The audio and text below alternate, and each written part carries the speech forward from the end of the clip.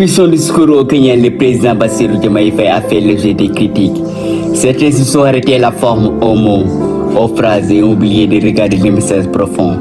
Ce discours n'était pas seulement une allocution protocolaire, il était un hommage aux héros africains, à ceux qui ont combattu pour notre liberté parfois au prix de leur vie.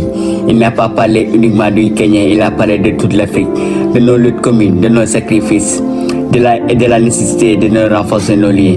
La critique est un droit, mais avant de juger, il est important de se demander quel était l'objectif réel, quel message voulait-il transmettre. Le président Faye a osé parler avec franchise, rappelant que l'Afrique mérite d'être fière, unie et consciente de son histoire. Certains disent que le ton était trop rapide, direct, d'autres qu'il était trop audacieux, mais les mots ne sont qu'un véhicule.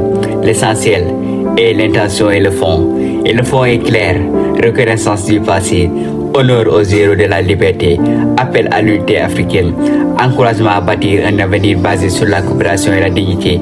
L'Afrique ne grandira pas dans la division où le reste est facile, elle grandira dans la coopération, le dialogue et la fierté collective. Le président Faye a rappelé que nous devons oser parler, oser défendre nos valeurs et oser célébrer notre identité africaine, même lorsque cela dérange certains. Avant de critiquer, écoutons, analysons, comprenons, avant de juger, soyons constructifs et unis.